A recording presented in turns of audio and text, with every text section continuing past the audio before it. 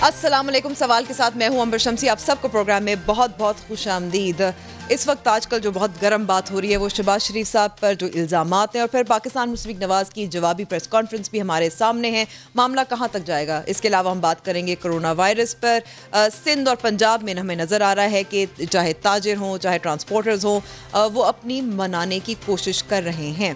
हमारे साथ इस वक्त मौजूद हैं मलिक अहमद खान साहब, जो सीनियर रहनुमा हैं पाकिस्तान मुस्लिम नवाज़ के और रुकने सूबाई असेंबली भी हैं। बहुत बहुत शुक्रिया मलिक साहब हमें वक्त देने का। मलिक साहब, पहले तो मैं आपसे सवाल करना चाह रही हूँ कि कल आपने भी प्रेस कॉन्फ्रेंस की थी, जो शहजाद अकबर साहब ने 2 प्रेस कॉन्फ्रेंसेस की थी, उसके जवाब में शहजाद अकबर साहब जब प्रेस कॉन्फ्रेंस करते हैं, चाहे यही इल्ज़ाम लगता रहता है उन पे कि वो सिर्फ प्रेस कॉन्फ्रेंस ही करते हैं, लेकिन वो जब करते हैं तो फिर वो डॉक्यूमेंट्स भी लाते हैं, वो आईडी कार्ड्स भी दिखाते हैं, वो नाम लेते हैं उन कैश बॉयज़ का जो मुबैना तौर पर जिनके ज़रिए पैसे ट्रांसफ़र किए जाते हैं, मुंतकिल किए जाते हैं। सवाल ये पैदा होता है कि जब आप प्रेस कॉन्फ्रेंस करते हैं तो उसमें जवाब में या तो इल्ज़ाम लगाया जाता है या बताया जाता है कि शहबाज शरीफ साहब ने कितनी टैक्सेस दी थी। तो क्या आप ये कुछ एक स्ट्रैटेजी ज़ेर गौर है कि आप पॉइंट बाय पॉइंट जवाब देंगे या कोई कानूनी नोटिस सर्व करेंगे? जी अंबर, देखें, आपका बहुत शुक्रिया। यहाँ पर ये जो सवाल उठता है कि शहजाद अकबर अपनी प्रेस कॉन्फ्रेंसेस में जो डॉक्यूमेंट्स लहराते हैं वो ये कहते हैं कि जी एक इनके असिस्टेंट प्रोक्योरमेंट मैनेजर थे और उनके नाम पे एक अकाउंट खुला हुआ था, और वो असिस्टेंट प्रोक्योरमेंट मैनेजर के अकाउंट खोलने को एक जुर्म कहते हैं, ये बेनामी था। अब अगर शरीफ ग्रुप ऑफ इंडस्ट्रीज़ की बिजनेस ट्रांजैक्शंस अगर आप देखेंगी तो उसमें प्रोक्योरमेंट मैनेजर के नाम पे अकाउंट अगर खुला होगा तो will it suggest that it is a crime, कि ये कोई प्रोसीड ऑफ क्राइम है। ये बड़ी स्ट्रेंज मंतक है। यानी उनकी एक एक चीज़ डेक्लरेटरी जहाँ पर उसकी प्रोविज़न थी वो प्रोवाइडेड है, लेकिन इन्होंने क्या किया है कि उन सारों को रिडंडेंट किया है और एक अपनी मंतक बना ली है कि उनके अगर अकाउंट्स में कोई भी पैसे हैं तो वो क्राइम है। ये कहाँ लिखा है, ये कैसे लिखा है और ये किस तरह का क्राइम है? हम उनसे ये पूछते हैं कि प्रोसीड ऑफ क्राइम बताएं, वो हमारी बैंक स्टेटमेंट्स ले आते हैं। वो हम उनसे पूछते हैं कि बताएं किस कॉन्ट्रैक्ट में कहाँ पर किसी से हमने कोई ग्रेटिफिकेशन ली। हम ये पूछते हैं कि कोई ऐसा बताएं जिसमें आपको कोई प्रोसीड ऑफ क्राइम, चलें एलेज ही कर दें, वो फिर हमारे किसी बिजनेस ट्रांजैक्शन की एक तफसील लाते हैं और ला के लहरा देते।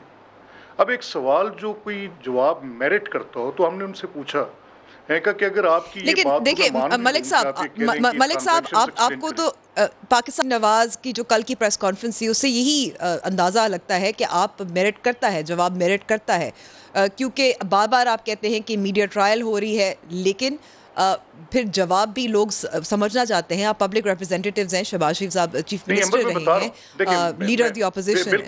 बिल्कुल देखिए, you have rightly asked that. मैं आपसे ये कह रहा हूँ ना कि शहजाद अकबर ये कह रहे हैं, वो कहते हैं कि ये ट्रांजैक्शंस हैं, इनका जवाब दें। हम कह रहे हैं कि इन ट्रांजैक्शंस का जवाब हम अपने इनकम टैक्स रिटर्न्स में दे चुके हैं। हम उनको बता चुके हैं कि हम अपनी डिक्लेरेशंस फाइल कर चुके हैं। हम उनको बता चुके हैं कि हमारी कंपनीज़ के सारे रिकॉर्ड्स SECP के पास है। हम उनको बता चुके हैं कि एक एक चीज़ एक्सप्लेन्ड है। हम उनको बता चुके हैं कि जो कुछ भी है वो जिसको पेपर कंपनीज़ कह रहे हैं वो पेपर कंपनीज़ नहीं है। जिस कंपनी का वो बार बार जिक्र करते हैं वो पेपर कंपनी कतई तौर पे नहीं है। उसकी सारी details law of the land के मुताबिक जमा है। अब शहजाद अकबर कर क्या रहे हैं? शहजाद अकबर ये कह रहे हैं कि आप इन कंपनीज़ की ये जो ट्रांजैक्शंस हैं वो उसको एज अ क्राइम बता रहे हैं। अब क्राइम तो आप जानती हैं कि उसको या तो किसी लॉ में क्राइम कहा गया हो तो क्राइम है। अब शहजाद अकबर की ख्वाहिश पर तो वो प्रोसीड ऑफ क्राइम नहीं होगी ना। हम उनसे ये पूछते हैं शहजाद अकबर से कि आप ये जो सवालात उठा कर लाते हैं जिसमें आप एक स्टोरी क्रिएट करते हैं और वो स्टोरी में आप कहते हैं कि ये मेरे 18 सवाल हैं, तो हमने उनसे 3 बातें मैंने शहजाद अकबर से कल पूछी कि जो चीज़ें मुझे लॉ डिमांड करता है कि मैं इनकम टैक्स ऑर्डिनेंस के ताबे उनका जवाब दूँ, आप मुझसे उनका नैब में पूछ रहे हैं तो मैं नैब में तो वो जवाब दूंगा। जब आप उसको पर लेकर आ जाते हैं और आके बात करते हैं तो फिर हम कहेंगे कि ये मीडिया ट्रायल है, this is what it is. Shahzad ठीक है, लेकिन क्योंकि अब मीडिया पे आ चुका है, और मंसूर पापड़ वाला है, उसकी भी बात होती है, दीगर जो नाम उन्होंने लिया है। तो जो डॉक्यूमेंट्स वो लहराते हैं, आप भी तो एक जवाबी मेरे ख्याल में जवाब दे सकते हैं, डॉक्यूमेंट्स लहराते हुए बता सकते हैं कि ये कंपनीज जो है अंबर ये कंपनीज जो है ये जायज है, ये रजिस्टर्ड है सिक्योरिटीज एंड एक्सचेंज कमीशन के साथ वगैरह वगैरह। तो क्या एग्जैक्टली मैं आपसे यही कह रहा हूँ, मेरी बात सुन लेना पूरी। मैं आपसे यही कह रहा हूँ कि जो शहजाद अकबर कहते हैं, तो मैं ये कहता हूँ कि शहजाद अकबर को तो एक फाइनेंशियल ट्रांजैक्शंस का डॉक्यूमेंट भी पढ़ना नहीं आता। शहजाद अकबर को नहीं पता कि फील्ड 50 क्या है। शहजाद अकबर को नहीं पता कि फील्ड 79 क्या है। शहजाद अकबर को नहीं पता कि बेनिफिशरी किस फील्ड के अंदर एक्सप्लेन किया हुआ है। मैं यही कह रहा हूँ कि जिस शख्स को इतना नहीं पता कि वो फील्ड 50, फील्ड 79 और फाइनेंशियल ट्रांजैक्शंस को एक्सप्लेन कर सके, और उसको ये नहीं पता कि बेनिफिशरी कौन है, और वो जो कंपल्सरी मैंडेटरी प्रोविजंस हैं जिनमें बताना है कि मुझे ये पैसे किसने भेजे और किसके पास आए, उनको भी अगर मिसरीड करें और रॉन्ग फ्लो, गलत चार्ट बनाएं और लाकर उसके साथ सिर्फ एक प्रोपेगेंडा कैंपेन चलाएं। हमने वो डॉक्यूमेंट्स अपने नैब को दिए। ठीक है, तो अगर ये प्रोपेगेंडा है मलिक साहब, अगर ये प्रोपेगेंडा है तो जो चैलेंज किया है शहजाद अकबर साहब ने कि उनके खिलाफ मुकदमा दायर किया जाए, यहाँ तक कि इज्जत का की कानूनी कार्रवाई होनी चाहिए, वो भी दायर कर सकते हैं, मगर वो भी नहीं किया। नहीं देखें, ये बिल्कुल गलत बयानी से शहजाद अकबर काम लेते हैं। शहजाद अकबर का जो बेसिकली आप खुद इन चीज़ों को समझती हैं, आप एक अरसे से इस फील्ड में हैं, आप एज एंकर पर्सन आप मॉडरेट करती हैं बहुत सारी बातों को। लेकिन ये ज़रा देखें काइंडली कि अगर मेरा एक कॉज ऑफ एक्शन जो है वो डेली मेल के ख़िलाफ़ है, तो मैंने जो उनको ये उसके रिपोर्टर जो हैं डेविड रोज़, उनको मैंने एक डेफामेशन का सूट फाइल किया और उनको नोटिस भेजा। उनका सोर्स शहजाद अकबर। मैं आपको इसलिए रोक रही हूँ मलिक साहब, इसलिए रोक रही हूँ क्योंकि मैं डेली मेल वाली स्टोरी की बात नहीं करी, मैं ये जो ताज़ा जो प्रेस कॉन्फ्रेंसेस कर रहे हैं शहजाद अकबर साहब, उसके हवाले से पूछ रही हूँ क्या जवाब होगा, कब जवाब देंगे और कितना ठोस होगा और क्या डॉक्यूमेंट्स के साथ होगा। सुन लेना मेरी बात सुन। बिल्कुल एग्जैक्टली मैंने ये कहा कि शहजाद अकबर को कल की प्रेस टॉक में मैंने सिर्फ 3 बातें की। मैंने शहजाद अकबर को कहा कि आपके ये 10 सवाल आपने पहले उठाए और 18 सवाल आपने जो अब उठाए, एक एक सवाल का मीडिया पर जवाब देने के बाद मैं आपको कोर्ट ऑफ लॉ में भी ड्रैग करूंगा। नंबर 1। नंबर 2, शहजाद अकबर के जितने सवाल हैं सारे सरमाइजेज हैं। शहजाद अकबर का कोई एक सवाल बेस्ड अपॉन रीज़न नहीं है। शहजाद अकबर के जितने सवाल हैं वो सारे के सारे मेरे पर्सनल बिजनेस के मुतल्लिक हैं। शहजाद अकबर ने जो chart flow of inward transactions का बताया है वो अगेंस्ट द लॉ बताया है। शहजाद अकबर ने मेरी वो जो लीगल डिक्लेरेशंस थी उनको भी बिल्कुल रिडंडेंट करके एक नई बात तय की और उसको प्रोसीड ऑफ क्राइम बना के रिफ्लेक्ट करने की कोशिश की है। उसके 18 के 18 सवाल मास वाई कैरेक्टर असैसिनेशन करने के, एक झूठा प्रोपेगेंडा करने के। पहला सवाल हम उसका पूरा जवाब दिया, दूसरे सवाल लेकिन का आप ये भी आपको ये भी याद होगा मलिक साहब आपको ये भी याद होगा कि जवाब जब दिया जाता है, पैनामा केस के हवाले ही हम ले लें कि मियां नवाज शरीफ ने जब 3 बार जवाब दिए थे, 2 बार कौम से खिताब किया था और 1 बार कौमी असेंबली से खिताब किया था, तो ये उनको भारी उसकी जो है कीमत चुकानी पड़ी थी। नहीं देखिए अंबर, मैं एक बात आपसे कहता जाऊं कि जब हम एक पर्टिकुलर केस की बात कर रहे होते हैं ना, तो हम फिर उसमें किसी और चीज़ का रेफरेंस नहीं दे सकते। मैं इस वक्त प्योरली जो शहजाद अकबर की प्रेस कॉन्फ्रेंसेस हैं और जो शहजाद अकबर एक बिजनेसेस को प्रोसीड ऑफ क्राइम के बगैर एक करप्शन के तौर पे पेश कर रहे हैं, मैं तो उसका जवाब दे रहा हूँ। शहजाद अकबर का पहला सवाल था कि पेपर कंपनीज, जितनी कंपनीज को वो पेपर कंपनीज कह रहे हैं वो सारी कंपनीज लॉफुल हैं। उन कंपनीज के SECP में सारे डिटेल्स जमा हैं। वो कंपनीज अपना बिजनेस करने के साथ अपनी रिटर्न्स फाइल करती हैं और नैब को भी हम उनका रिकॉर्ड दे रहे हैं। अगर लेकिन यहाँ मसला क्या है? मैंने अगर मैं आपकी तरफ वापस आऊंगी क्योंकि हमारे साथ इस वक्त फारूक हबीब साहब तहरीक इंसाफ के रहनुमा हमारे साथ मौजूद है, शाजिया मरीज साहिबा पाकिस्तान पीपल्स पार्टी की रहनुमा भी हमारे साथ मौजूद हैं। आप दोनों का बहुत बहुत शुक्रिया वक्त देने का। फारूक हबीब साहब, मलिक अहमद खान साहब तो कह रहे हैं कि जितनी पेपर कंपनीज जिसका दावा कर रहे थे शहजाद अकबर साहब के, उसके ज़रिए पैसे मुंतकिल किए जाते हैं और इस्तेमाल किया जाता है और ये किकबैक्स और कमीशंस के पैसे यहाँ से फ़्लो होते हैं, ये तमाम लीगल ट्रांजैक्शंस हैं और लीगल कंपनीज हैं, कानूनी हैं। देखिए, बात यह है कि पाकिस्तान के अंदर एक तरीकाकार रहा कि हमेशा जो है वो फ्रंट मैनों के ज़रिए जो है वो काम किया जाता है। तो ये एक शहबाज शरीफ साहब का भी और उनकी फैमिली का एक फ्रंट मैन का एक बहुत बड़ा नेक्सस जो है वो पकड़ा गया है, वो सामने आया है और उसके हकाइक आपके सामने हैं। बात ये है कि क्या ये उन हकाइक को झुटलाते हैं, क्या ये लोग जो इस कंपनी के अंदर सामने आए हैं, जिनके नाम इनके सामने आए हैं, क्या उनके साथ ये अपने ताल्लुक को जो है वो झुटला सकते हैं? और मिसाल के तौर के ऊपर निसार ट्रेडिंग कंपनी का एक अकाउंट है जिसके अंदर किकबैक और कमीशन की रकम जमा होती थी। तो ये अनवर मंसूर और शुएब कमर साहब जो हैं, ये इन्हीं के जो है वो अपने फ्रंटमैन हैं, इन्हीं के मुलाजिम हैं जो नैब की कस्टडी में हैं। वो उन कंपनियों में पैसे जमा कराते थे जो फ्रंटमैन कंपनियां बनी हुई थी, और उन्हीं कंपनियों से निकाल कर जो है वो शहबाज शरीफ और हमजा शहबाज के अकाउंट्स के अंदर पैसे जमा करवाए गए। उन्हीं पैसों से जो चीफ मिनिस्टर ऑफिस का एक कैंप ऑफिस बना हुआ था 96H, उसको जो है वो खरीदा जाता है। इसी तरीके से जो है वो इनके एक कंपनी के राशिद करामत वल्द करामत मसीह हैं जो कच्ची बादी मक्का कॉलोनी लाहौर के रिहायशी हैं। शरीफ फीड मिल के अंदर 18,000 रुपये माहवार के वो मुलाजिम हैं। उनके अकाउंट में 450 मिलियन की रकम आ जाती है। वो कहाँ से आ जाती है? और वो लोग जो आगे नैब जो लोग आगे बयानात दे रहे हैं कि ये पैसे हमने पार्टी फंड के लिए जमा करवाए थे, तो पार्टी फंड के लिए तो पार्टी का अकाउंट होता है, वो उसके अंदर जमा करवाने चाहिए। और इलेक्शन कमीशन का लॉ है कि वो पैसे आपने डिक्लेयर भी करने हैं।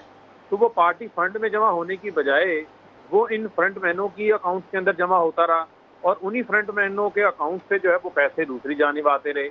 और क्या सलमान शहबाज के जो क्लास फेलो थे उनको वज़ीर आला ने अपना एडवाइज़र नहीं बनाया, उनको अपना मशीर नहीं बनाया? क्या जो है वो आर्ट क्लब के अंदर नहीं बैठते रहे, इनके ऑफिस में नहीं बैठते रहे? उनके नोटिफिकेशन मौजूद हैं, ये उसको आके झुटला दें। और सबसे बड़ी बात तो जो है वो शहजाद अकबर साहब की, अगर इन मामला के ऊपर जिन पे उन्होंने बात की है, वो आके कहते हैं मेरे पर केस कर दें अगर आप इनको झुटलाते हैं, तो उनको जो है वो आप अदालत में ले जाएं, उनको आप कोर्ट में ले जाएं। ये उसी किस्म की वारदात है जो वारदात आपने देखी थी पापड़ वाले के, फलूदे वाले के, मुर्दों के अकाउंट्स में से पैसे निकल रहे थे। इसी तरीके से कमीशन और किकबैक का पैसा जो है वो फ्रंट मैनों के नाम के ऊपर जो है वो पार्क किया जाता है, उसको फिर इस्तेमाल किया जाता है। अब शहबाज शरीफ, हमजा शहबाज और सलमान शहबाज के जो असासे बड़े हैं, बहुत बड़ी तादाद के अंदर वो पैसा टीटीज के जरिए आया है।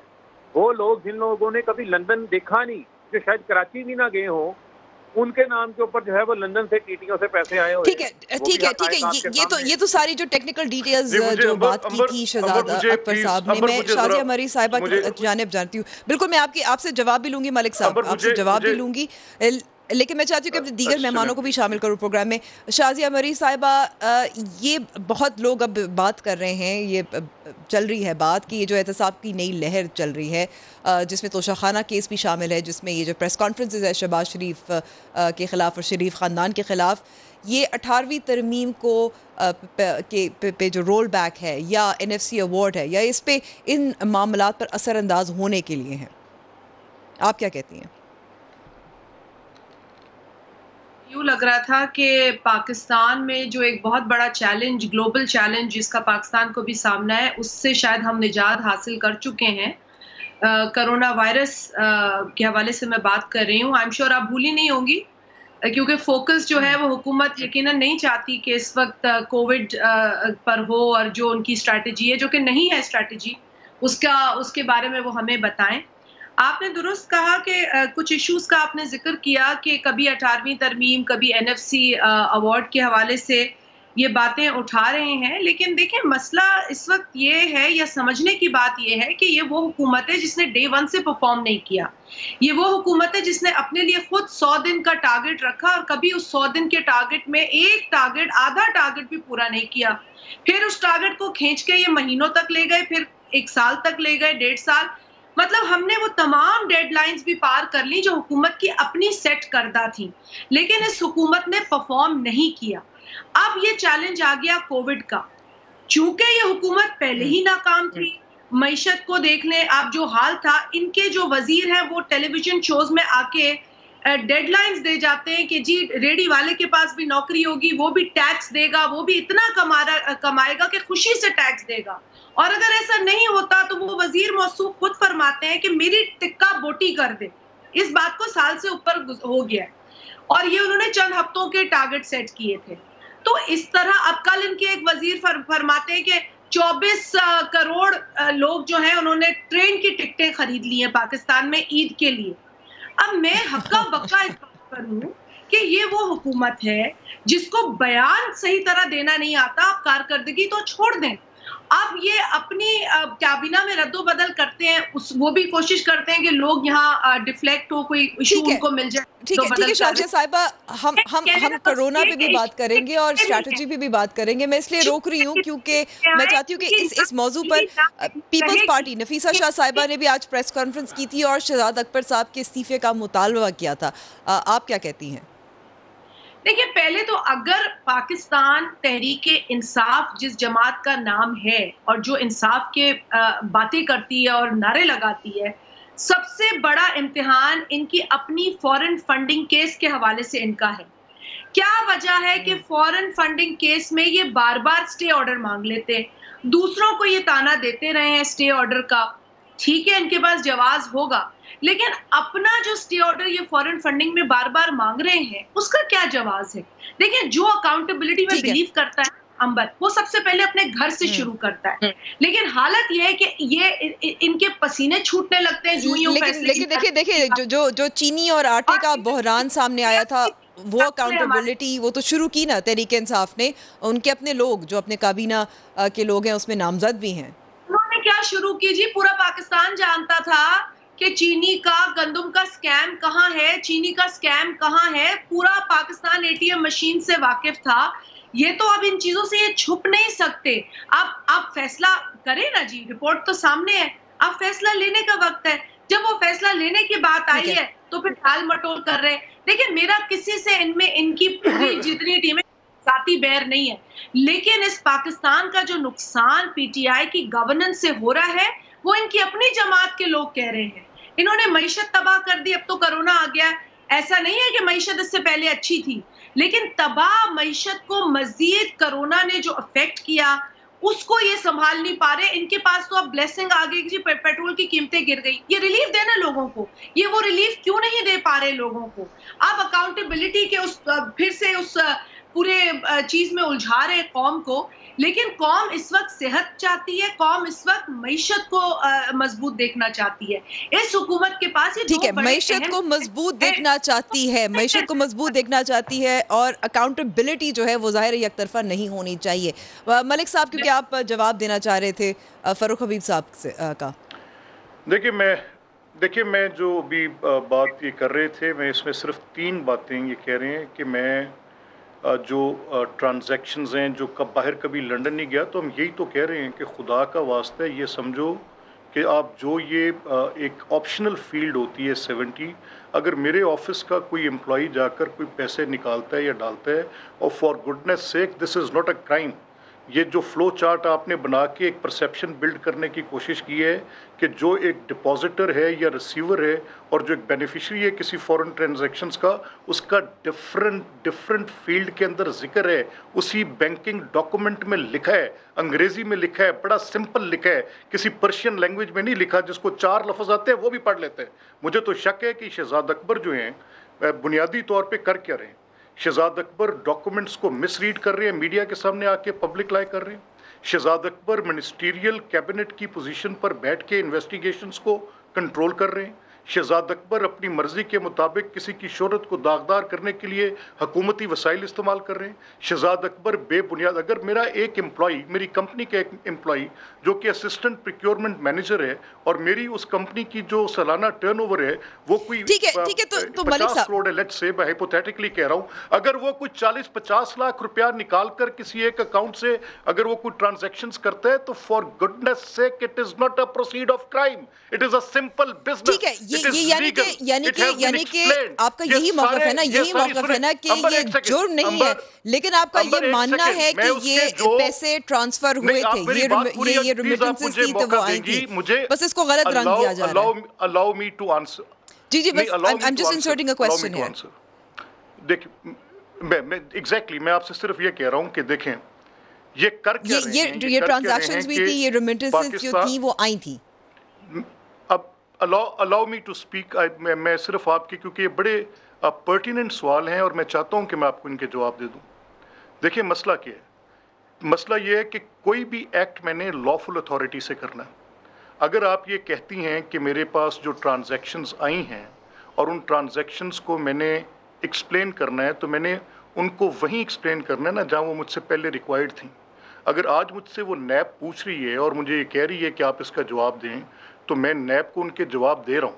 शहजाद अकबर जब उनको मीडिया पर लेकर आते हैं तो वो एक गलत चार्ट फ्लो बनाते हैं, वो डिपॉजिटर का नाम गलत बताते हैं। मलिक साहब बार बार आप चार्ट फ्लो की बात कर रहे हैं और ये कह रहे हैं कि उसका तासुर दिया जा रहा है, लेकिन जो आप इतना तो आप तस्लीम कर रहे हैं कि ये पैसा मुंतकिल हुआ था। देखिए बात सुने, मैं ये कह रहा हूँ कि मेरे अकाउंट्स की स्टेटमेंट्स को उठाकर, अगर मेरे एक कंपनी की ट्रांजैक्शन है, मैं 50 करोड़ का एक कंपनी में काम करता हूँ, अगर उनकी उठाकर एक एक ट्रांजैक्शन का पूछेंगे तो मैं कब इनकार कर रहा हूँ कि मेरी ट्रांजैक्शंस नहीं हैं। मैं ये कह रहा हूँ कि वो प्रोसीड ऑफ क्राइम नहीं है, मेरे बिजनेसेस हैं। मैं एक ग्रुप ऑफ इंडस्ट्रीज चलाता हूँ जिसके डिफरेंट कंसर्न्स हैं, उन डिफरेंट कंसर्न्स की डिफरेंट कंपनीज हैं। वो जो कंपनीज लॉफुल हैं, लीगल हैं, उन कंपनीज को आप पेपर कंपनीज के तौर पर प्रोजेक्ट कर रहे हैं और सिर्फ क्या कर रहे हैं कि आप अपनी इस सरकारी हैसियत को नाजायज़ इस्तेमाल करते हुए एक गलत प्रोपेगेंडा, यानी आपने तसव्वुर ये कर लिया कि मेरे बिजनेसेस, आपने कहा एक शख्स जिसकी टोटल बिजनेस की जो वर्थ है वो कुछ बिलियंस में है, और अगर उसके सिर्फ 40 करोड़ के असासे पूछ के कहते हो कि ये नाजायज असासे हैं, फॉर गुडनेस सेक क्या बात कर रहे हैं। अगर आप शरीफ ग्रुप ऑफ इंडस्ट्रीज ठीक है, मैं आपको यहाँ रोकती हूँ मलिक साहब, क्योंकि आपका मौक़िफ़ सामने आ गया है, आपका मौक़िफ़ सामने आ गया है। मामलात के लिए इन्होंने तो रिडंडेंट कर दिया, बाकी सारे लॉ को सबको रिडंडेंट कर दिया। और ये हम फरूख हबीब साहब, यहाँ आपसे सवाल है शहजाद अकबर साहब के हवाले से, और ये बार बार बिल्कुल दुरुस्त बात है, उनकी कानूनी हैसियत क्या है, कहाँ से ये अपनी जो मालूमात हासिल करते हैं, ये भी सवाल बार बार पूछा जा रहा है और जायज़ सवाल है। Will it be relevant in a court of law? देखिए बात ये है कि जब कोर्ट ऑफ लॉ की बात आएगी तो यकीनन जो मैं समझता हूँ कि इनको इदारों ने देखना है और ये चीज़ें इदारों के पास मौजूद हैं। लेकिन यहाँ पर बड़ी एक बात जो मुझे मुज़हका खेज लगती है, कहा जाता है कि ये इक्का दुक्का लोग हैं। भाई ये इक्का दुक्का लोग नहीं है, यहाँ पर तो एक लंबी फहरिस्त है जो इनके मुख्तलिफ मुलाजमान है। ये तो भी मैंने राशिद करामत मसीह की बात की थी, शुगर मिल के मुलाजिम जो है वो शकील अहमद खान भी हैं, चिन्योर पावर लिमिटेड के मुलाजिम खिजर हयात नजर भी हैं, रमजान शुगर मिल मुलाजिम तौकीर असलम भी हैं, इसके अलावा अजहर अब्बास भी इनके मुलाजिम है, मोहम्मद अनवर इनके मुलाजिम है, चिन्योर पावर लिमिटेड के इकरार हुसैन इनके मुलाजिम है। नवाज लीग का तो यही मौक़िफ़ है ना कि ये सब कानूनी है, ये जुर्म नहीं है।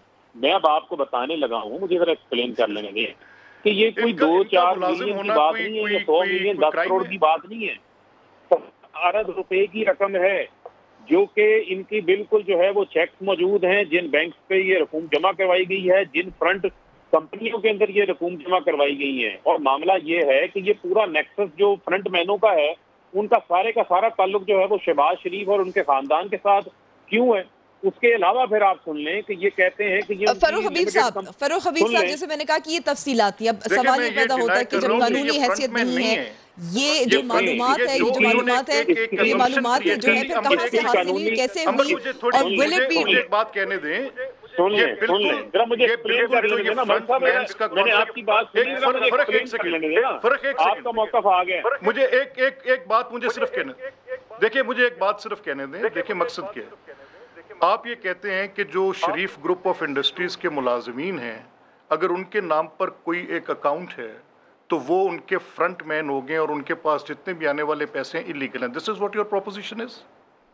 It is very strange, for goodness sake यार।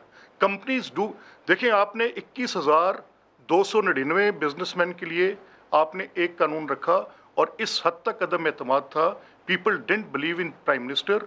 वो जाकर फिर मिलिट्री अस्करी क़यादत से मिलकर उन्होंने कहा कि अगर आपने इस तरीके से जो SECP के कंसर्न्स हैं नैब को दे दिए, जो आपके स्टेट बैंक के कंसर्न्स हैं वो नैब को दे दिए, जो आपने इनकम टैक्स के कंसर्न्स हैं वो सारे नैब को दे दिए, तो पाकिस्तान की इकॉनमी और बिजनेसमैन को आप बिठा देंगे।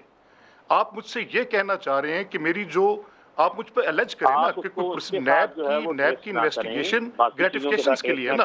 आप मेरे प्राइवेट बिजनेसेस के पीछे नैब को आपने डाल दिया। उस हवाले से मैं समझता हूँ कि उनको आगे बात करना चाहिए। वैसे तो जो है उन्हीं का जवाब दे रहे हैं शहबाज साहब, एक सवाल का। तो जो शहबाज साहब देखिए फरूख मेरी बात सुनिए, क्यों नहीं दे देते? देखिए फरूख बात सुनिए ना, आपने सवालात नहीं उठाए, आपने सवालात, फरूख मुझे सिर्फ एक बात, मुझे अब ये बताएं कि आप सवालात नहीं उठा रहे, आप मेरी शोहरत को दाग कर रहे हैं, आप सवालात नहीं उठा रहे, आप मुझ पर बेबुनियाद इल्जामात लगा रहे हैं, आप मेरे प्राइवेट बिजनेसेस को करप्शन के तौर पर। फरूख हबीब साहब मैं आपको रोक रही हूँ क्योंकि जो मैं सवाल पूछ रही हूँ उसका जवाब आप नहीं दे रहे, ये वही इल्जामात है इस पे। जी बिल्कुल, सवाल तो यही था ना कि कानूनी हैसियत नहीं है, कोर्ट ऑफ लॉ में क्या स्टैंड करेगी, मालूमात जो है वो कहाँ से हासिल हुई थी, कैसे हासिल हुई थी? देखिए यकीनन इनकी कानूनी हैसियत है, इसका रिकॉर्ड किस तरीके से मिलता है, कंपनियां हैं, हमला शहबाज और सलमान शहबाज के जो अपने अकाउंट्स हैं उन अकाउंट्स के अंदर पैसे जमा करते हैं। अब ये कह रहे हैं कि वो मनी ट्रेल आ रही है, वो मनी ट्रेल जो है वो सोर्स ऑफ इनकम है, वो इन जल के इनके अंदर किकबैक कमीशन जमा बहुत बड़ा एक ठीक है चले यही रोक लें, मैं आपको इसी का जवाब यही दे देता हूँ, आप यही रोक लें, आप यही रोक लें, इसका जवाब लेते जाए फरूख, इसका जवाब ठीक है क्योंकि आपकी आवाज थोड़ी सी कट रही है फरूख साहब। आप ये सजेस्ट करें, मैं चाहती हूँ कि शाजिया साहिबा को भी गुफ्तगू में शामिल किया जाए।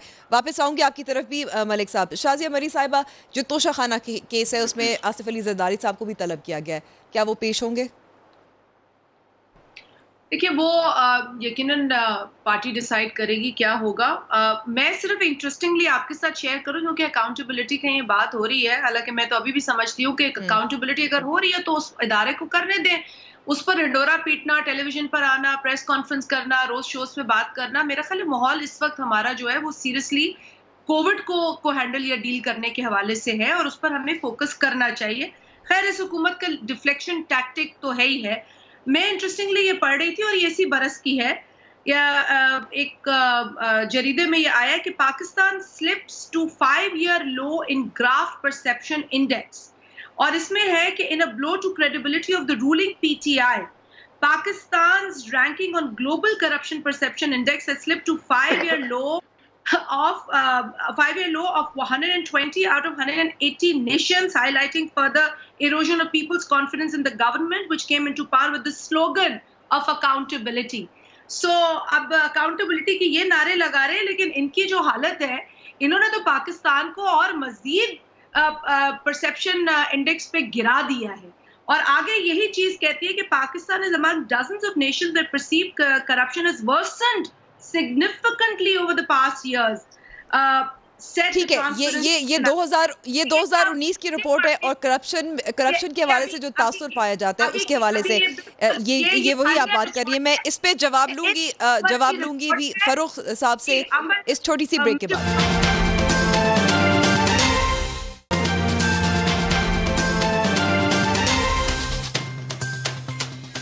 प्रोग्राम एक बार फिर खुशामदीद।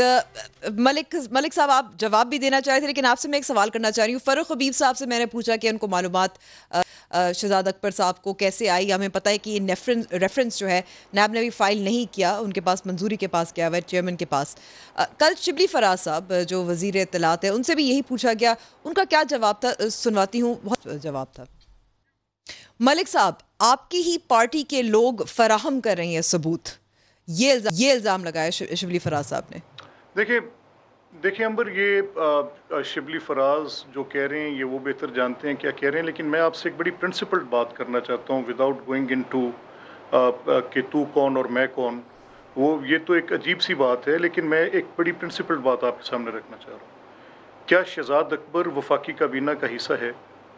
और अगर शहजाद अकबर फेडरल कैबिनेट का हिस्सा हैं तो वो एक मिनिस्टीरियल या एक इक्वलेंट टू मिनिस्टीरियल रिस्पॉन्सिबिलिटी ले रहे हैं। सुप्रीम कोर्ट की बेशुमार जजमेंट्स हैं कि अगर कैबिनेट इन्वेस्टिगेशंस को कंट्रोल करेगी तो this will amount to political interference.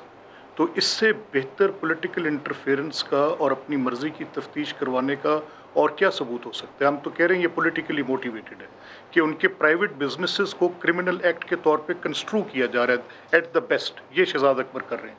Shahzad Akbar ने तो यहाँ तक किया, शहजाद अकबर के ख़िलाफ़ मैं जिस बुनियाद पे बात करना चाह रहा हूँ और जो शहजाद अकबर बार बार ये सवाल उठा रहे हैं, उनकी 3 प्रेस कॉन्फ्रेंसेज हैं, उनके 28 सवाल हैं। मैं आपके सामने आपके प्रोग्राम में पब्लिकली कह के जा रहा हूँ कि शहजाद अकबर के उन 28 सवाल का एक एक पीछे स्क्रीन लगा के पहले सवाल लिखूंगा, फिर पूरा जवाब देकर जाऊंगा। और उनके सारे के सारे सवाल सरमाइसिस पर बेस्ड है, उनकी किसी प्रोसीड ऑफ क्राइम के साथ उनका कोई ताल्लुक नहीं है। वो मुझसे मैक्सिमम ये पूछ रहे हैं कि आपकी कंपनी के मुलाजमीन के नाम पर अकाउंट्स हैं, ये सवाल है उनका। वो कह रहे हैं कि उनके नाम पर पैसे आए हैं, ये सवाल है उनका। मैं उन्हें ये कह रहा हूँ कि आप डॉक्यूमेंट को गलत रीड कर रहे हैं। आपके पास बैंकिंग ट्रांजैक्शंस के डॉक्यूमेंट्स को अगर रीड करने की सलाहियत है और अगर आपने पढ़े हैं तो फिर आप पब्लिकली झूठ बोल रहे हैं आके, मैं ये कह रहा हूँ, क्योंकि वो डॉक्यूमेंट सेल्फ स्पीकिंग है। उसमें लिखा हुआ है कि उसमें ऑर्डरिंग कस्टमर कौन है और उसमें लिखा हुआ है कि उसकी बेनिफिशरी कौन है। अगर कोई शख्स बेनिफिशरी के बिहाफ पर आके पैसे उठाते हैं और उसको आप कहते हैं कि वो बाहर के मुल्क ज़िंदगी में नहीं गया और वो पैसे वसूल कैसे कर सकता है, तो खुदा के बंदे, अगर आपने ज़िंदगी में कोई कारोबार किया हो, अगर आपकी कोई कारोबारी हैसियत हो, अगर आपने आज तक अपने पैसे से कोई काम किया हो, तो आपको पता हो कि आपके एम्प्लॉइज़ आपके लिए ये सर्विसेज परफॉर्म करते हैं। फॉर गुडनेस सेक यार, किस हद तक झूठ बोलोगे, किस हद तक मेलाइन करोगे? अच्छा, अब ये इन्फॉर्मेशन इनके पास कहाँ से आ रही है? ये सवाल एक अपने तौर पे एक अलहदा बहस को जन्म देता है। लेकिन मैं सिर्फ ये बात कर रहा हूँ कि अगर शहजाद अकबर तो के पास इस बहस को जन्म तो देता है, बहस को जन्म तो देता है, लेकिन मलिक साहब आप ही समझते हैं क्या ये जो सबूत है जिस तरह से जमा किया गया है, can it be valid in a court of law? क्योंकि हमें मालूम नहीं है, कोई ये सबूत ही कुछ नहीं। देखिए बात क्या है, ये देखें, हम ये कह रहे हैं कि इसकी बुनियाद पर कोई रेफरेंस जो बनेगा, वो रेफरेंस क्या डिमांड करेगा कि मांगेगा ना कि प्रोसीड ऑफ क्राइम बताएं। हम कह रहे हैं कि इसमें अगर शहजाद अकबर ये कहते हैं कि मेरे पास ये पैसे हैं, मैं कह रहा हूँ कि मेरे कारोबार के पैसे हैं, और अगर ये कहते हैं कि ये प्रोसीड ऑफ क्राइम है, तो फॉर गुडनेस सेक बताएं ना कैसे प्रोसीड ऑफ क्राइम है यार। अगर आप मुझे कहते हैं कि आपको मिस्टर XYZ ने पैसे भेजे और आप उसके सिर्फ वहाँ से रेसिपिएंट को जो पैसे वहाँ से वसूल करता है उसको बुनियाद बनाकर कह देते हैं जी पापड़ वाला, छाबड़ी वाला, फलाना डमकाना, क्या तमाशा है यार? What is this? हद होगी। ठीक है फारूक हबीब साहब, प्रोसीड ऑफ क्राइम की बात हो रही है, जुर्म नहीं है, लेकिन साथ साथ अब मैं चाहती हूँ कि आप जवाब दें। शाजिया मरी साहिबा ने भी एक मामला उठाया था और इस पे बात भी हुई है, इससे पहले भी हुई है कि जो तासुर है करप्शन का, उसमें इजाफा हुआ है आपकी हुकूमत के दौरान। दूसरा ये जी शाजिया साहिबा ब्रेक पे चली गई थी, मुझे 2 लाइनें और पढ़ लेने दीजिए, फिर आप पीटीआई बिल्कुल क्विकली फिर मैं फारूक साहब से जवाब लेना चाहती हूँ। जी वेरी क्विकली, क्योंकि इसमें ना बड़े इंटरेस्टिंगली एक चीज मेंशन्ड है कि the 2 conditions were predominant in Pakistan where despite economic crunch, people close to the federal cabinet ministers and ruling party got major benefits. ये वजह बताई जा रही है पिछले 2 बरसों में करप्शन इंडेक्स की जो अब हालत है, जो पाकिस्तान की परसेप्शन इंडेक्स की हालत हुई है, वो 2 बरसों में बताया जा रहा है कि फेडरल काबीना के मिनिस्टर्स के करीब जो लोग हैं उनको बेनिफिट्स दिए गए हैं और करप्शन उरूज पर पहुंच चुकी है। तो अगर आप पूछें तो फिर ये बेनिफिट्स भी पूछ लें, क्योंकि हमने शुरू से कहा है अकाउंटेबिलिटी फॉर ऑल। अब ये जो सिलेक्टिव अकाउंटेबिलिटी का सिलसिला है, ये उस वक्त आता है जरूर जब ऑपोजिशन कोई अहम नुक्ता उठाती है और ऑपोजिशन इनसे अकाउंटेबिलिटी इनकी गवर्नेंस पे मांगती है। तो एक बार फिर अकाउंटेबिलिटी के जो तीर है वो ऑपोजिशन की जानिब है। प्लीज ये बताएं कि पाकिस्तान की परसेप्शन इस कदर गिराने में इनके उन कौन से वज़रा का हाथ है जिनका जिक्र ट्रांसपेरेंसी इंटरनेशनल भी कर रही है। ठीक है फारूक हबीब साहब, कितने नंबर पे है अभी जरा बता दीजिए, कितने नंबर पे है? मेरा एक सवाल थोड़ा सा मुझे जवाब देता भी, कितने नंबर पे ये रिपोर्ट बता रही है? 2 दर्जे गिर चुके हैं हम। रिपोर्ट पढ़ लें पूरी, अच्छी बात होगी कि आप पढ़ें because you are a parliamentarian. तो जरूर ये रिपोर्ट पढ़ूंगा। मुझे सिर्फ ये बता दें, आप कह रही है 2 दर्जे नीचे गिरी, और उससे पहले कितने दर्जे पे थी? रिपोर्ट है आप पढ़ के सुना रही हैं, उससे पहले कितने दर्जे पे थी रिपोर्ट? आप मुझे बताएं ना कि आप 2 दर्जे क्यों गिरे, पाकिस्तान की रेपुटेशन क्यों गिरी? आप लोगों तो तो आप नहीं आप तो बताना चाह रही ना, आप सुन नहीं लेना। नहीं नहीं, मैं आपसे कुछ अब मुझे मुकम्मल कर लेने देना। I want to make my point ना, मुझे जरा बात करने देखिए दें। देखिए फरूक हबीब साहब, मेरे ख्याल में इससे अब पहले मुझे क्या मुझे दर्जा जरा था वो बात फर्क नहीं पड़ता, अगर 2 दर्जे गिरी है तो नहीं उसका मैं जवाब। जरा सिर्फ क्लैरिटी लेना चाह रहा था, मैं सिर्फ क्लैरिटी लेना ठीक है, चाह फेयर रहा था। इनफ। मैं सिर्फ क्लैरिटी लेना चाह रहा था क्योंकि मैं ये जानना चाह रहा था, क्योंकि इससे पहले तो जो है वो बहुत ज्यादा फरिश्तों की, पारसाओं की जो है वो हुकूमत थी। नहीं, लेकिन और अगर आपने सुना कभी तहरीक इंसाफ कभी कोई करप्शन कभी के कभी खिलाफ कोई अकाउंटेबिलिटी स्कैंडल आया मांगने नहीं वाली था। जमात है, हमारा परसेप्शन तो फिर बढ़ना चाहिए ना, जो तासुर है करप्शन के हवाले से, उसमें तो बेहतरी आनी चाहिए। देखिए पहले मुझे जरा एक्सप्लेन कर लेने। देखिए बात यह है कि इमरान खान वो वजीर आजम हैं जो इक़्तिदार में आने से पहले जिन्होंने सबसे पहले अपने एसेट्स जो है वो पार्टी की वेबसाइट के ऊपर डाले थे, डिक्लेयर किए थे। इमरान खान वो मुल्क के वजीर आजम हैं जो वजीर आजम बनने से पहले जो टैक्स देने की बात करते थे और वही बताते थे किसने 5,000 टैक्स दिया, किसने जो है वो 1,000 रुपये टैक्स जमा करवाया, और उन्हीं की वजह से ये चीजें रेलिवेंट हुई और आज मीडिया के अंदर डिस्कस होती है। इमरान खान वो वजीर आजम है जो इक़्तिदार में आने से पहले जिन्होंने सुप्रीम कोर्ट के अंदर 7 डॉक्यूमेंट जमा करवाए। सुप्रीम कोर्ट ने उन्हें जो है वो साबित डिक्लेयर किया। इमरान खान ने ना तो कोई जाली रसीद जमा कराई, अब बुनियादी बात ये है ना सुन लेना, आप सुन नहीं चाह रहे ना, अब सुन लेना। इसलिए तो किसी की दुम पे पाँव नहीं रखा। मैं तो आईना तो नहीं दिखा रहा, बुरा क्यों बना रहे हैं? मैं तो अपनी बात कर रहा हूँ, मुझे बात मुकम्मल करने के लिए। मैंने आपकी बात बड़े से बड़े अफसोस की बात है यार। आप मेरे से इख्तिलाफ कर लीजिएगा अपनी बात को, लेकिन मुझे तो अपना पॉइंट मेक कर लेने दें। सिर्फ मुझे अपना पॉइंट मेक कर लेने दें। देखिए बात ये है, देखिए आप सुनना नहीं चाह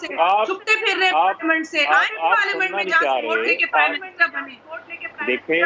देखिए जरा अब बात सुन लें। देखिए बात सुन लें, मैं आपका बड़ा एहतराम करता हूँ, मुझे अपनी बात मुकम्मल कर लेने दें। देखिए बात ये है कि जो ये बार बात हो रही थी, कहते हैं ये तफसील ऑफ क्राइम्स है, ये नहीं है। तो भाई ये तफसील ऑफ क्राइम्स क्यों नहीं है? ये जिस दौर के अंदर ट्रांजेक्शन हुई है उस दौर के अंदर शहबाज शरीफ 2 बार वज़ीर आला रह चुके हैं, अपना अफसर रसूख अपने ऑफिस का गलत इस्तेमाल करके लोगों को फेवर्स नहीं है, किकबैक्स नहीं है, कमीशन नहीं है, जो अपनी ही कंपनियों के फ्रंटमैनों के अकाउंट में 17 अरब रुपया आया है। ये कोई 2 अरब रुपए की या 2-4 करोड़ रुपए की बात नहीं हो रही, ये 17 अरब रुपए की बात हो रही है। अंबर बात सुने, चले ये पैसा अंबर मुझे मैं आप दोनों से जवाब भी लूंगी, मैं आप दोनों से जवाब भी दूंगी। फरूख साहब अपनी बात मुकम्मल कर लें। कि रमजान शुगर मिल का काम है चीनी बेचना, चिन्योट पावर का काम है बिजली बेचना, उनका किसी प्रॉपर्टी वाले से क्या ताल्लुक हो सकता है? उनका किसी और बंदे का जिसका नेचर ऑफ बिजनेस और है उसके साथ उसकी ट्रांजेक्शन मिलती ही नहीं है। तो मैं ये समझता हूँ कि जाकर कानून के सामने जवाबदेह होना पड़ेगा। जब इनसे ये सवाल पूछते हैं तो ये कहते हैं जी मैं भैंसों से 10 भैंसे मेरे नाम पे इससे पैसा कमाया। ठीक है, क्योंकि मेरे पास वक्त खत्म हो गया। मैं चाहती हूँ कि आपने जो नुक्ते उठाए थे इसका जवाब पहले मलिक साहब, पहले आप जवाब दे दें जो फरूख साहब नुक्ता उठा रहे हैं। किकबैक्स और कमीशंस के हवाले से बात की थी क्विकली, क्योंकि शाजिद साहिबा से भी मैंने जवाब लेना है। देखिए इस एग्जैक्टली मुझे सिर्फ आपका एक क्लियर मिनट चाहिए।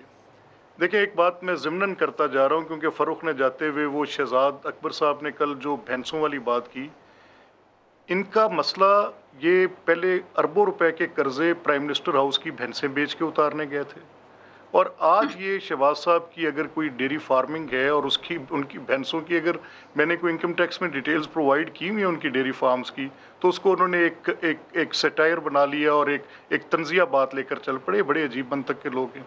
और फिर जब ये कहते हैं, अब आपने खुद सुना ये क्या कह रहे हैं, ये कह रहे हैं कि शहबाज साहब 2 दफ़ा चीफ मिनिस्टर पंजाब रहे हैं, और ये नहीं अलेज कर रहे कि किस कॉन्ट्रैक्ट में किस चीज़ का अब नेचर एक बंदे का एक्सप्लेन किए बगैर ये बात कर रहे हैं। यानी कहते हैं कि ये पेपर कंपनी है, ये नहीं देखते कि वो सारी SCCP में अपनी पूरी डिटेल्स प्रोवाइड कर रही है, वो अपने बिजनेसेस कर रही है, वो बिगास प्रिक्योर कर रही है, या वो फीड मिल के लिए एक शख्स जो असिस्टेंट प्रिक्योरमेंट मैनेजर है उसकी अगर कोई टोटल टर्नओवर 10 करोड़ रुपए की है, उसके अकाउंट में अगर 2-2.5 करोड़ रुपया किसी चीज़ को प्रिक्योर करने के लिए होगा, तो यार फॉर गुडनेस सेक फरूख किस हद तक, कैसे, क्यों और किस लिए? हम ये कह रहे हैं यानी कि अगर आपका यही आपके कहना पास है कि कोई ये plausible- जायज आप कुछ इल्जाम लेकर आएं, ट्रांजैक्शंस के लिए ये हम पैसे ये मुंतकिल देखें, किए गए थे, किकबैक्स और कमीशन We नहीं will थी। explain. मलिक साहब देखिए, क्योंकि हम बस ये वक्त कह रहे थोड़ा हैं, रह गया, हम मैं ये चाहती कह हूँ रहे हैं, शाजिया साहिबा भी जी मैंने सिर्फ शाजिया आखिरी साहिबा को जुमला भी कहना मौका दिया जाए। मैंने शाजिया सिर्फ साहिबा आखिरी जुमला क्विकली, कहना है। जो फरूख साहब ने मैंने जो आखिरी पॉइंट्स जुमला- उठाए थे आखिरी जुमला इमरान, कहना है। आखिरी जुमला उनका हो जाए फिर then I will quickly respond. ठीक है जी जी, थैंक यू। मैंने आखिरी जुमला ये कहना है क्योंकि ये पिछले 12-15 साल के हमारे फाइनेंशियल ट्रांजैक्शंस का रिकॉर्ड निकाल कर रोज़ एक प्रेस कॉन्फ्रेंस कर देते हैं, प्रेस कॉन्फ्रेंस रोज़ एक करते हैं, हम वो सुन रहे हैं। हमने 28 सवाल इनके कंसोलिडेट कर लिए हैं, एक भी मिस नहीं किया। शहजाद अकबर अपनी खातिर जमा रखें, एक एक सवाल का मुफस्सल जवाब मिल जाएगा, मुफस्सल जवाब मिल जाएगा। 28 जवाबात मिल जाएंगे 28 सवालों के। ठीक है जी, शाजिया साहिबा क्विकली, वक्त में बस थोड़ा रह गया।